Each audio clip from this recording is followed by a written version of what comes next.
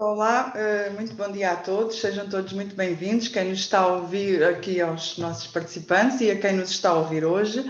Eu sou a Teresa Firmino, jornalista de ciência do Jornal Público, e hoje o que estamos aqui a celebrar é um dia muito importante que foi criado em Portugal em 1996 pelo professor José Mariano Gago, que é o Dia Nacional da Cultura Científica, e neste dia assinala-se o aniversário do Rómulo de Carvalho, António Esteão, que juntava estas duas facetas, a da poesia, do divulgador de ciência, a do escritor e a do professor de física. A sessão de hoje chama-se Livros Top, Ciência e Cultura, e vamos precisamente juntar a ciência e a literatura nesta parceria entre o Instituto de Astrofísica e Ciências do Espaço e o Plano Nacional de Leitura e ainda o Planetário do Porto. Vamos estar à conversa durante uma meia hora, 45 minutos, e quem vamos ter a conversar é Teresa Calçada, comissária do Plano Nacional de Leitura desde 2017, e o Rui Agostinho, astrofísico do Instituto de Ciências de Astrofísica e Ciências do Espaço e professor na Faculdade de Ciências da Universidade de Lisboa. Íamos começar precisamente por falar destas duas culturas, a cultura da literatura e das artes e a cultura das ciências ou da ciência em geral. Estes dois mundos se estão separados ou se existe ainda um grande fosso, um hiato entre eles. E para isso vamos trazer à nossa conversa um livro que lançou este debate em um livro, inicialmente uma palestra, em 1959, pelo britânico Charles Percy Snow, mais conhecido por C.P. Snow.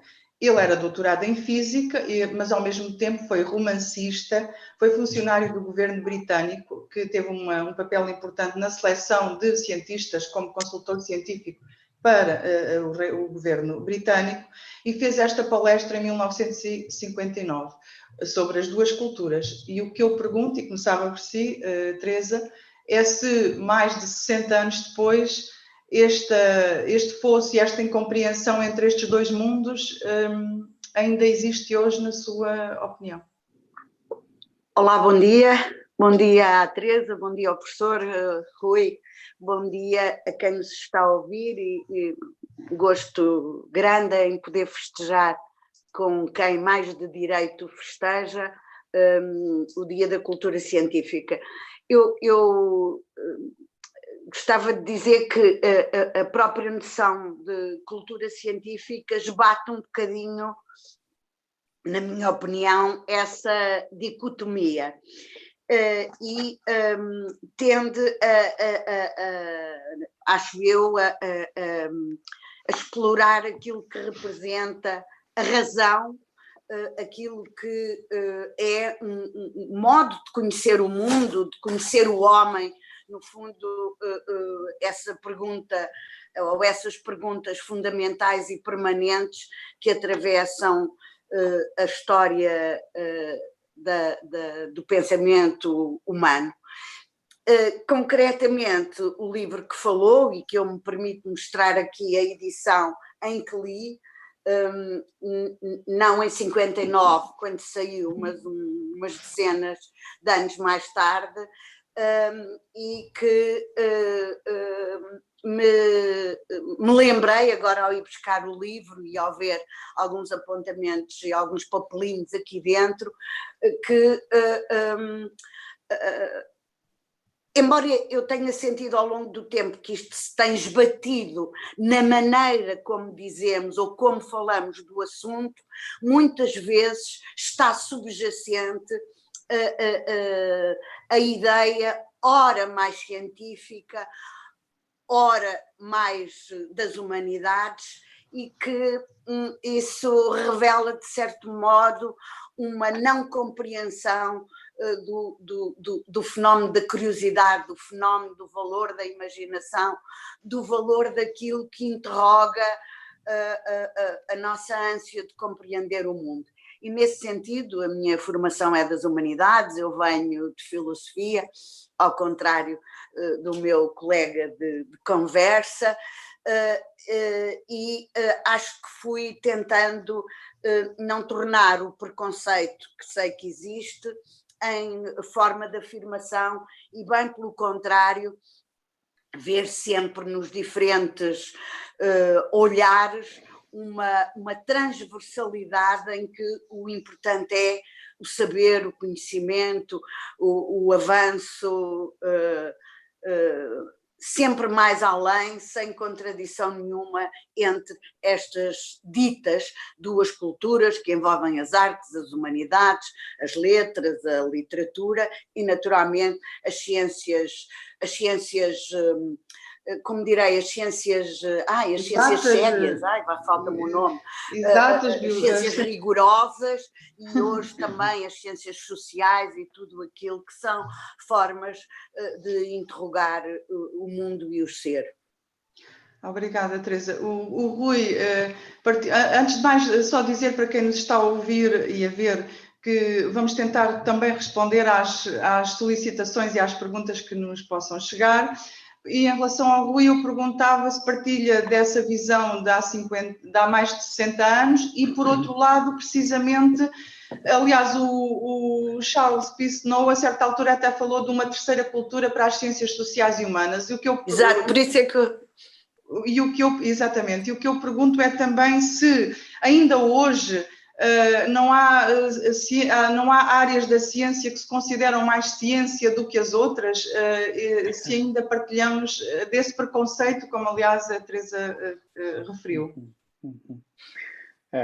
Eu estou a gostar muito da conversa. Eu poderia ficar aqui caladinho a ouvir esse discurso. Eu não li o livro, obviamente não, quer dizer, não li, nunca me foi chamada a atenção e nem fui atrás dele. Mas a minha percepção é que tudo isto existe porque é uma necessidade humana. É o ser humano que tem estas facetas todas, as explora, desenvolve-as e com o passar dos anos, aquilo que não era considerado ciência começou também a ter a designação, o cunho de ciência, com que objetivo? De tornar esse conhecimento o mais impessoal possível. Aquilo que são as ciências humanas, na realidade começaram a utilizar métodos estatísticos para tentar extrair daí, retirar daí aquilo que é a interpretação individual, aquilo que nós fazemos ao interpretar as coisas que acontecem. Porque é isso que as ciências exatas têm que fazer.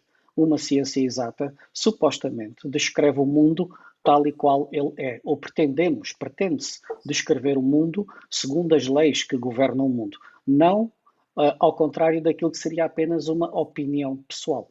Ora, essas outras ciências tornaram-se ciências, acho eu, começaram a tornar-se mais ciência porque se foram aproximando deste objetivo, utilizando metodologias que permitem retirar a opinião individual. E assim fomos criando. No final, obviamente que há objetivos muito distintos entre estas diversas áreas. E as ferramentas utilizadas também são bastante diferentes. O que se pede a uma, não se pede a outra. Mas isso caracteriza estas próprias áreas. Elas têm finalidades distintas e há que continuar a trabalhar e a puxar por elas o máximo possível. Obrigada, Rui. A Teresa, logo no início, também falou de que o conceito de cultura científica já procurava esbater essa dualidade e essa dicotomia. Precisamente, o que é que o Plano Nacional de Leitura e outras iniciativas ligadas ao plano, como a iniciativa Ler Mais Espaço, que é uma parceria entre o Plano Nacional de Leitura, o Instituto de Astrofísica e Ciências do Espaço e a Faculdade de Ciências da Universidade de Lisboa, o que é que essas outras iniciativas, procurando incluir livros de divulgação científica ou livros mais ditos literários que remetem para o mundo da ciência, procuram então fazer, ou têm procurado fazer? Sim, realmente o Plano Nacional de Leitura, já antes mesmo desta nova fase, se preocupava com a temática da leitura, que não é necessariamente só uma leitura literária no sentido mais estrito. Pode ser uma leitura que se preocupa com as questões da cultura ou que interessa os leitores, que não vão necessariamente só por temas literários, mas podem ir por outras formas de interpretar, de ler o mundo. No fundo, o plano pretende dizer que para ler o mundo há muitas formas de se interessar por esse mundo. E hoje, com uma leitura multimodal, com a importância da imagem, com a ilustração, com tudo isso mostra que para se ser leitor se pode caminhar por muitos caminhos, por caminhos mais explícitos, por caminhos mais metafóricos, por caminhos diversos, para atingir essa leitura do mundo que um dos caminhos é precisamente o caminho da ciência. Muitas vezes isso acontece com textos puramente científicos e há leitores pequeninos, não estamos a falar dos leitores feitos, estamos a falar de fazer leitores que preferem essa linguagem, essa aproximação, a uma aproximação de maior fantasia, embora o Einstein tenha ensinado, ou tenha dito, enfim, que para criarmos saber é preciso ler contos de fadas. Isto que fique claro para não parecer uma antinomia, longe disso. Eu sou inteiramente defensora dessa abordagem, mas podemos lá chegar por outros caminhos, dizia, e o Plano Nacional de Leitura, cuja missão maior é despertar para a leitura, para o gosto, para o prazer, a diversão e o saber que vem de ler, usa também, e tem a obrigação de o fazer, o discurso da ciência, a sua valorização, a sua imaginação desse discurso para aproximar e fazer leitores. Eu dizia desde pequenino, claro que nós sabemos que temos os grandes, acho que a Teresa já falou do Rómulo António Judeão, nós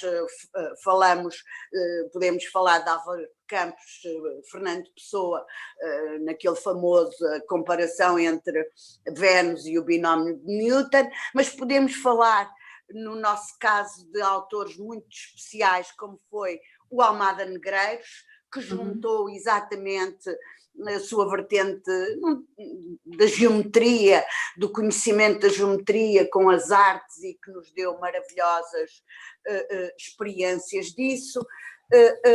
Muitos livros da cultura científica, eu trago aqui um, porque eu amo este livro e dou a todos os miúdos, caiu o meu papelinho, a todos os miúdos que posso, a Árvore da Vida, porque exatamente é uma experiência com Darwin muito bem conseguida, do meu ponto de vista.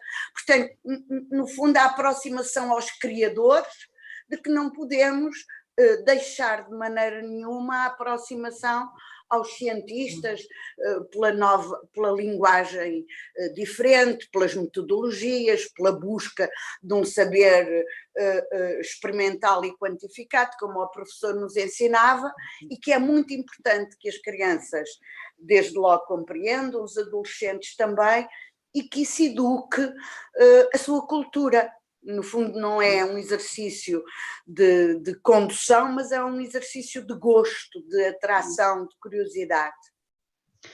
Rui, e os cientistas, pela parte que vos cabe, fazem este papel de aproximação à sociedade e de esbater estas diferenças e incompreensões e de promover uma cultura mais científica, ou seja, no fundo uma cultura no seu todo, ou nem sempre isso acontece muito? Pergunta-me, Teresa, vou ser breve. Eu penso que alguns sim, nós temos alguns cientistas divulgadores que são muito estimáveis para divulgar a cultura, muitíssimo. Temos algumas editoras e não tenho problema em citar a Gradiva, que teve um papel, ou tem, especial, e outras seguiram-na, mas pioneiro nessa divulgação científica, e alguns dos autores dessa editora são exatamente divulgadores de ciência, da mesma maneira que há homens de literatura que se aproximam dos outros discursos, e temos também alguns, eu falei do Almada ao seu tempo, mas temos outros que até são plurais na sua forma de arte, como é o caso do Afonso Cruz, por exemplo, para falar de que me veio à cabeça, e que é importante que assim aconteça, e é muito bom que as escolas possam ter contacto com estes cientistas que são capazes de interessar, fomentar a curiosidade, mostrar que também sabem literatura, que o seu papel de cientista não os afasta, e vice-versa. É isso que nós gostávamos de conseguir no plano, e tentamos fazer no Plano Nacional de Leitura 2027. Perguntava também ao Rui precisamente isto, se os cientistas, se os investigadores fazem a parte que lhes compete de promover a cultura, neste caso a cultura científica, junto do público, e claro, há cientistas que fazem isso, temos exemplos em Portugal de investigadores que fazem isso muito bem, e de editoras, como a Gradiva também, mas o que é que o Rui considera? A resposta está dada. Agora, reveste-se de diversas vestimentas, efetivamente. Vou pegar no exemplo. Vejam o que é que está a acontecer atualmente com as vacinas para a Covid-19. Existe muita gente a trabalhar em bastidores, milhares e milhares de pessoas a tentar produzir uma vacina que seja eficiente, mas que não tenha efeitos secundários. É exatamente o processo de construção de qualquer remédio por uma farmacêutica. As pessoas têm que estar a fazer isso. Rui, desculpe só interrompê-lo. A questão aqui é avisar que tem havido 5 minutos só de reunião. Problema, se calhar sim, tem havido alguma quebra, tem havido alguns problemas técnicos, mas sim, talvez, ok, já percebi. Não, desculpe, pode continuar. Talvez, sim, mas estão a ouvir-me bem? É que temos, só para dizer que temos a ouvir-nos, por exemplo, porque foi essa informação que nos chegou, uma escola de Viana do Castelo, ou seja, temos entre nós público de vários sítios do país, incluindo mais jovens. Ótimo. Que bom. É também falarmos para eles um pouco. Sim, mas diga. Ok, uma pergunta técnica. Eu tenho aqui no meu ecrã uma indicação de que só tenho 4 minutos e meio até a reunião acabar. Vocês também têm isso? Não. Então a minha vai morrer daqui a 4 minutos. Não. Ok, está bem. Dizia eu que este exemplo que está a acontecer com a Covid-19 é algo que é normal acontecer em ciência. Quem está por detrás a construir aquilo não está... Essas pessoas, o grosso, 99,99% dessas pessoas não estão preocupadas com a comunicação para o exterior de o que é que está a acontecer. E para os mais jovens? E preocupam-se com os mais jovens também? Pronto. Agora, existem algumas pessoas nessas firmas que obviamente têm que fazer a tradução do que está a acontecer para o público. Têm que apresentar ao público qual é o resultado daquilo. Obviamente não irão explicar os detalhes todos de toda as reações químicas que acontecem e qual é a produção genética que estão a fazer. Isso não interessa ao público, mas há que fazer essa comunicação. Portanto, a ciência precisa desse veículo de transmitir ao público o que é que está a fazer, porque por um lado isso dá confiança, mesmo para quem não estuda ciência, fica a perceber minimamente quais são os objetivos, como é que foi conseguido, e ganha confiança nessa área do saber, essa área do conhecimento. De modo que esse é um papel fundamental, mesmo que as pessoas da ciência o façam. Agora, nem toda a gente o faz, claro que não. Por outro lado, há que fazer a tradução. Porquê? Porque a ciência, a Teresa Firmino já me ouviu dizer isto muitas vezes, a ciência é uma língua estrangeira complicada. Exato. Ciência não é uma língua natural. E é tão complicada que só se aprende nos anos mais avançados do ensino. Não está no quarto ano, não está no quinto ano. Os conceitos a sério aparecem já no ensino universitário, no ensino avançado. De modo que quem comunica com o público precisa de fazer a tradução de uma língua estranha, esquisita, codificada, para aquilo que é a linguagem comum. E só as pessoas que metem as mãos na massa é que conseguem fazer essa tradução bem feita. Se for pedir ao Rui Agostinho que traduza um texto original de Confúcio, não espero que a tradução fique bem feita. Eu escreverei qualquer coisa, mas estará garantidamente errado. Então na escola, quando se aprende, então na escola é uma iniciação à língua estrangeira, mas muito básica, é isso que está a dizer? Começamos pelo beabá, pelo abecedário, exatamente. Exatamente. A minha ligação vai morrer, eu já volto a ligar daqui a uns segundos, está bem? Mas é isso que nós fazemos na escola. Nós começamos com as leis da matemática e da física, mais básicas de todas, e vamos adicionando ano a ano. Isso é preciso ser montado aos poucos. Ninguém começa no primeiro ano de escolaridade a falar de Camões ou de Fernando Pessoa. Não faz sentido. Sim. Portanto, mesmo com a nossa própria língua nativa, há que estruturar, há que ir somando coisas, há que ir montando a máquina toda. Eu tenho que dizer a quem nos está a ouvir que parece que as nossas ligações vão cair daqui a um bocadinho. Caso isso aconteça, nós vamos os três regressar, só para deixar esse aviso. Exatamente. Sim, Rui, desculpe, interrompi-o. A última palavra nestes 50 segundos que faltam, para deixar aqui, é que o conhecimento, quem faz ciência, é uma pessoa altamente imaginativa. Nós temos que inventar coisas novas.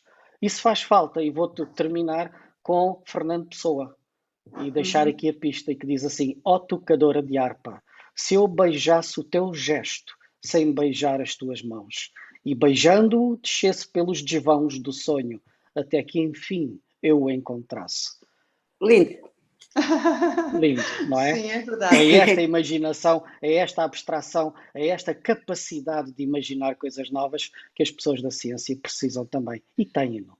E, aliás, a Teresa já tinha falado da curiosidade e o Rui também a dizer que um cientista é uma pessoa altamente imaginativa. E isso fez-me lembrar um livro que só li em setembro deste ano, que relata o trabalho da professora Maria de Sousa de uma maneira professora Maria de Sousa, de uma maneira muito próxima, quando ela fez as grandes descobertas nos Estados Unidos entre o sistema imunitário e o ferro. E este livro chama-se O Mundo Imaginado, precisamente porque era o mundo que ela imaginava na cabeça dela, quando ela observava os dados ao microscópio, e só ela é que estava a ver aquele mundo. Era um mundo que só era da imaginação, da cabeça simplesmente dela. Aliás, ela sentia-se muito, diz mesmo, que se sentia muito sozinha. E este livro relata o processo científico. É escrito por uma socióloga britânica chamada June Goodfield, mas acompanhou o trabalho da professora Maria de Sousa durante 5 anos e fala da curiosidade, fala da criatividade humana, fala do que é o processo científico enquanto ele decorre, fala das descobertas que se vão tendo ao longo desse imenso caminho, também das dificuldades e também, já agora, também a professora Maria de Sousa escrevia poesia, gostava imenso de poesia, tocava piano, fazia essa ligação entre os dois mundos de que temos estado aqui a falar. E adorava Pablo Neruda, coisa que abundantemente é dita neste livro. Não sei se querem fazer, se conhecem, se leram este livro, se o conhecem. Eu não conheço, embora tenha visto uma referência sobre. Quer dizer, eu conheço o livro, mas não li o livro, é isso que eu quero dizer. Sim. Mas acho bem que a Teresa o mostre, pode ser que alguns dos nossos espectadores, ouvintes, gostam de o ler, nomeadamente os jovens que a Teresa disse que estavam a assistir. Realmente, a ciência como cultura, como a literatura como cultura, ou as artes, têm uma ligação, uma transversalidade, que eu acho que vem exatamente dessa curiosidade, que é aquilo que eu adoraria que nós fôssemos capazes de transmitir na escola, quer dizer, o valor do saber, e como é que o saber nos acrescenta, quer dizer, é aquilo que faz a diferença do homem, ou é exatamente o saber, e é sobremaneira, acho eu, essa descoberta, esse incentivar-nos como criadores. Claro que não somos todos Maria de Sousa, há génios, não somos, alguns somos pequeninos, assim, uma coisinha pequenina, mas isso não invalida que não tenhamos essa curiosidade e essa ânsia de saber nos limites daquilo que escolhemos para a nossa vida e como é que esse saber nos faz escolher, e a ausência desse saber nos limita como gente e nos faz ser pouco diferenciados, pouco ansiosos por ir mais além, formatados para uma vida que não é pensada por nós, mas é dada por outros, hoje muito pelas redes sociais, pelos algoritmos fabricados de que falava aqui o professor Rui Agostinho. E, quer dizer, a única maneira, acho, de contrariar essa barbárie, essa minoridade humana, é realmente o saber, a imaginação, a razão. E há bocado o professor dizia que não se aprende logo ciência, quer dizer, é uma linguagem estrangeira, é uma língua estrangeira, não é uma linguagem, é uma língua estrangeira. E reparem então como é que se consegue alcançar isso se uma outra língua não natural, como é ler e escrever, não se aprender. Ler e escrever não é natural, é cultural. E como cultural que é preciso aprender. É preciso aprender a ler e a escrever. É preciso dominar esse código bem, com muito treino, como qualquer arte performativa, como a ciência, para então poder ler artes, ciências, todas as formas de manifestação de criatividade e imaginação dos homens. É por isso que alguns de nós, incluo-me, têm assim uma espécie de consciência muito aguda que, se perdermos o sentido da leitura, estamos realmente num retrocesso civilizacional muito grande, e que isso pode ser uma forma de condenação que não nos devemos permitir de modo nenhum. E professor, e para os jovens, e para os jovens leitores, e para os jovens, se vocês compreenderem bem isto, o que isto representa de acrescente, de power para cada um de nós, possivelmente serão menos renitentes e menos convencidos de que isso é uma coisa dos velhos, tipos como nós e tal e tal. Não é verdade, porque muitos dos vossos ídolos são muito mais cultos, aprenderam muitas coisas, fizeram poesia, fazem poesia na música rock ou no heavy metal, fazem performances criativas, e se não têm cultura, isso é sempre uma coisa que já foi vista, por isso talvez seja melhor ter algum treino nas artes, nas letras e nas ciências. Precisamente, como é que então se pode chegar a um público mais jovem, como é que, incluindo o público que nos está a ouvir das escolas no país, das várias escolas no país, Rui? Obviamente, mas eu primeiro gostaria ainda de pegar na sua pergunta anterior e sobre aquilo que o livro que mencionou. Claro. Obviamente que eu me identifico plenamente com a descrição que fez. Eu não li o livro, mas a descrição que aí está é exatamente o processo de construção do conhecimento. Vou utilizar uma das frases de Henri Poincaré, que dizia assim: uma casa é feita de tijolos, mas uma coleção de tijolos não é uma casa. O que é que isto quer dizer? Eu posso ter uma coleção de dados de coisas que acontecem à minha volta, mas não entender exatamente porque é que aquilo acontece. O construir a casa é construir aquele entendimento, a teoria que justifica porque é que aqueles tijolos todos estão ali, porque é que eles aconteceram daquela maneira. A partir desse momento, então eu tenho a verdadeira teoria. E aqui a teoria eu estou a tentar isolar o conceito de teoria daquilo que é a ideia simples. Porquê? Porque na nossa linguagem do dia a dia dizemos, eu tenho cá uma teoria. Não, tecnicamente eu tive uma ideia. Tive uma hipótese, só uma ideia. Não tenho uma teoria. E nesta frase de Poincaré, a teoria é a casa, é a construção da casa em si. É aí que quem está a fazer ciência, que tem os dados à sua frente, mas ainda não percebeu exatamente o que está a acontecer, chega ao momento de visualizar a razão daquilo tudo, estar a formatar aquelas coisas todas da mesma maneira. Vou voltar a Fernando Pessoa. Ó tocadora de harpa, se eu beijasse teu gesto sem beijar as tuas mãos. Reparem, ele não pensou nisto, mas eu vou atirar a bola para a frente e vou dizer: as mãos são os tijolos que fazem a coisa, mas o gesto é a teoria. O gesto é a casa. Ele quer ter o gesto em si, abstraindo-se das mãos. Ó tocadora de harpa, se eu beijasse o teu gesto sem beijar as tuas mãos. Isso é poesia quase científica. Muito bonito. Aliás, a Maria de Sousa, vou tentar encontrar, ela também tem uma frase, aliás, eu marquei aqui, ela tem o livro não é escrito por ela, mas tem muitas frases, muitas citações, resulta de muita correspondência trocada e de muitas conversas pessoais com a autora do livro. E a certa altura ela diz, mas é importante lembrar-me, a ciência é conhecimento, é amor, é compreensão.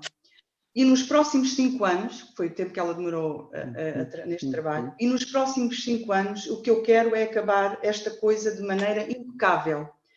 Quero que fique completa e económica como um poema. Portanto, ela quis fazer a sua ciência. Lindíssimo. Lindo. Um poema.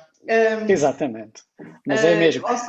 Ela deu aos tais tijolos, com os tais tijolos que ela via nos dados, ela construiu uma casa. Exatamente. Deixa-me só gastar mais um minuto e pôr aí o Albert Einstein.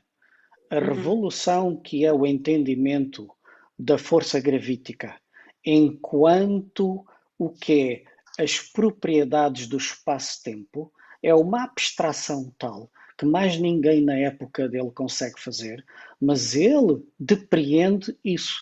E diz, em vez de descrever as forças sobre os objetos, a força gravítica sobre o objeto, ele faz uma abstração maior ainda, cria um modelo, uma verdadeira teoria da relatividade generalizada, que naquela altura mais ninguém apanhou. E ainda hoje é difícil de apanharmos. Ele cria a teoria da relatividade, que é um salto que é quase fenomenológico, interpretativo da natureza, que não entrava na cabeça das pessoas e demora décadas a entrar. Passado 100 anos, ainda é difícil entender aquele conceito. É difícil. Portanto, são estas pessoas que são génios, mas mesmo não sendo gênio, quem está a fazer ciência tem que encontrar a teoria, tem que perceber o que está a acontecer. Isso é estar a fazer ciência. É bonito? É poesia? É o ser humano no seu melhor? Obviamente que sim. Sim. E consideram que é mais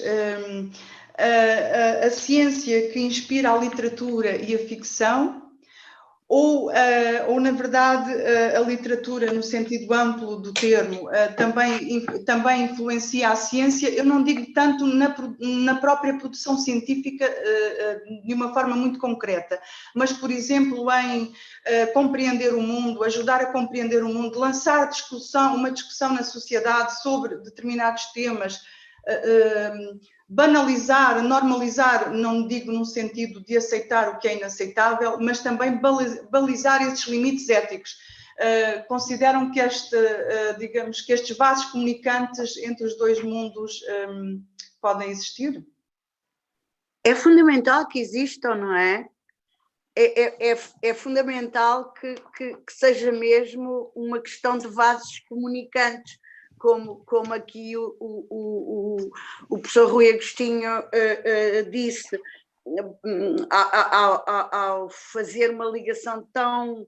E você também, você, Teresa Firmino, com o livro sobre a Maria, a Maria de Sousa, é essa comunicação, porque é de uma comunicação se trata, comunicante, entre a interpretação, a vontade, a pulsão para compreender o mundo. Às vezes temos cientistas que o fazem mais brilhantemente, às vezes temos literatos, a ficção científica é disso, uma forma que eu acho muito cativante e que, por exemplo, pode ser muito atrativa para quando nós começamos a descobrir o mundo e as coisas. Portanto, quando as pessoas são mais novas, a ficção científica, quer em livro, quer em filmes, o documentário, que muitas vezes tem guiões com muita categoria. Nós falamos sempre do Cosmos ou do Contacto do Carl Sagan. Eu acho que nenhum professor de filosofia se pode alguma vez escusar a usar esses livros como forma de refletir sobre o mundo, as coisas, a epistemologia, e apontar para essas diferenças. Não é assim, eu tenho uma opinião, um achómetro. Não, há metodologias, há formas de passar do senso comum para a construção da teoria. E, conceptualmente, isso tanto é feito pelo cientista como é feito pelo pensador. Falou-se aqui do Poincaré, um filósofo. Nós encontramos muitos... A questão do tempo e do espaço são categorias muito difíceis, que atravessam toda a história, que são tão... trabalhadas pelo historiador, como pelo cientista, como pelo pensador e o filósofo em particular. Portanto, é uma valorização do pensamento e da história, não negar que nós podemos ir para a frente sem saber o para trás. Essa convulsão é a mesma que existe entre, olha, para fechar, as duas culturas. Rui, peço agora que seja breve. Sim, Rui, diga. Tá bem. Desculpe, obviamente, que eu falei muito. Não é isso. Foi lindo. Obviamente que essa dicotomia existirá sempre. Porquê? Porque é o ser humano em si. O ser humano tem a capacidade imaginativa de abstração, de ver coisas que não podem ser realizáveis, não são execuíveis. E esse é o problema da ciência. Quando a ciência depois quer construir, tornar realidade aquilo, tem uma barreira tremenda que são as leis da natureza. Mas a mente humana não. A mente humana pode divagar, pode imaginar os mundos maravilhosos que tem e é bom que o faça. Vou dar 2 exemplos sobre isto, ok? Um deles, Isaac Asimov, faz nos seus livros as 3 leis da robótica. Ninguém ainda falava da possível existência concreta de máquinas que nos fizessem coisas automaticamente. Muito menos daquilo que era o robô ideal, o robô que replica o ser humano e que ninguém dizia, toda a gente pragmáticas, isso é impossível construir. Mas, obviamente, ele escreve as 3 leis da robótica. Exatamente. E ele põe lá. E, obviamente, as pessoas que hoje trabalham em inteligência artificial lida com isso e trabalha e extrapola, porque há exceções a essas leis. Isto aparece primeiro num autor de ficção científica. Portanto, mas agora está a ter implementação pragmática, ok? Outros exemplos, há muitos na ficção científica e aqui este é muito concreto. Quando quando a Apple lançou o iPad, de uma série de gestos de manipular as coisas no ecrã, a Samsung copiou a seguir e foram para tribunal. Foi um processo longo, a Apple acaba por ganhar, mas eu quero pegar numa coisinha que apareceu em tribunal que é giríssima, que é, a Apple dizia, ok, nós no ecrã inventámos uma série de gestos para manipular as aplicações, a interface toda, e aquilo é nosso, são patentes nossas. E a Samsung faz uma réplica interessantíssima e diz, não, essa ideia já está no filme de 2001 Odisseia no Espaço. Vejam o 2001 Odisseia no Espaço, quando o astronauta está sentado a comer, tem uma mesa de vidro onde ele vê as mensagens e vai passando os dedos e vai passando as notícias atrás umas das outras. Portanto, 2001, muito antes daquilo poder ser realizável, a ideia estava pensada. E agora está aí uma versão nova e revitalizada no cinema, vale a pena ver. No fundo de modo que esta ligação intrínseca entre aquilo que é ficção científica e aquilo que é a concretização dos sonhos continuará a existir sempre. Porquê? Porque a pessoa sonha. Ponto final. Muito bonito. Temos uma pergunta, aliás, duas, de uma escola da Escola de Viana do Castelo. Os alunos do 5º ano perguntam, penso que será mais para a Teresa Calçada, se podemos ter a certeza, não, na verdade o Rui também, como leitor, pode responder, se podemos ter a certeza que os livros das listas no Plano Nacional de Leitura que têm ciência, não têm erros científicos. Como é que podemos ter a certeza? E a outra pergunta, que é para os dois, mas se calhar neste caso mais para o Rui, se há nos cientistas a preocupação de escrever para os mais novos. Querem avançar? Bom, quanto ao Plano Nacional de Leitura, certeza não tenho, mas nem os cientistas, mas quer dizer, certeza não temos, mas temos uma certeza, é que o modo que utilizamos, a metodologia que utilizamos para indicar livros que nos pareçam corresponder aos interesses do público do Plano Nacional de Leitura é uma escolha feita por pessoas conceituadas, que trabalham nesta área, que têm, portanto, critérios para escolher no quadro daquilo que nos mandam as editoras e no quadro daquilo que interesse com qualidade ao público, as referências são boas. Pode haver enganos, pode haver erros, pode sobretudo haver livros bons que não estão no plano, por razões várias, mas o que é importante é utilizar este instrumento e, a partir dele, poder, porventura, cruzar com outras fontes de informação igualmente validadas e com o próprio critério dos professores, mas eu acho que se vocês, agora neste caso, professores e alunos, utilizarem estas referências, a probabilidade de errar é pequena.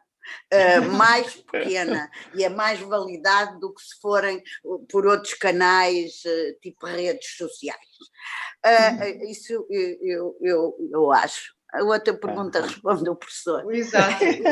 Estamos quase a chegar mesmo ao fim do nosso tempo, portanto, Rui, quer então responder se os cientistas se preocupam em escrever para os mais novos, para os alunos mais novos, para tentar descodificar a tal língua estrangeira. Exato. É assim, como sabemos, nem todas as pessoas são escritoras, nem toda a gente tem essa faceta de estar a escrever para os outros. Há uma minoria que o faz. Mas, obviamente, há pessoas de ciência que fazem textos para os mais jovens. Sim, senhor. Tem que ser uma linguagem mais adaptada ao extrato do conhecimento que já têm. Portanto, se a pessoa só sabe somar 2 com 3, obviamente não se pode explicar as coisas mais avançadas.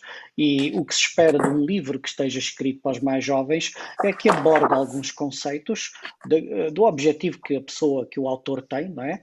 Mas obviamente estará mais limitado na sua abordagem. Eu creio que sim, conheço alguns que têm como objetivo escrever para os mais jovens, não são muitos, mas é preciso ir à procura E é fundamental deixar a pista para o futuro. Sim, é começar por esses livros e depois dar o passo em frente e continuar a ler os livros mais completos, mais complexos, porque as ideias são como a árvore, ramificam-se em milhões de partículas e ter conhecimento é conseguir agregá-las todas e ligá-las entre si, fazer a casa. Portanto, isso é um processo lento. Rui, obrigada. Teresa, obrigada. E obrigada a todos que nos ouviram. Obrigada a nós, Teresa. E que nos fizeram perguntas e que mantiveram um interesse. E um bom Dia Nacional da Cultura Científica para todos. Posso despedir-me com Reinaldo Ferreira? Não é o poema todo, é a parte final, e é assim. Mas vejam um pedacinho de ciência aqui. Quando o passado passar, e passará, porque o passado é hoje, e o futuro vier, e há de vir, porque o futuro é hoje. Então sim, há de saber-se tudo, e tudo será certo, simples, claro. Eu, porém, não sei nada. Eu estou aqui nesta. Obrigado. Muito obrigada. Obrigada. Leiam livros. Exato.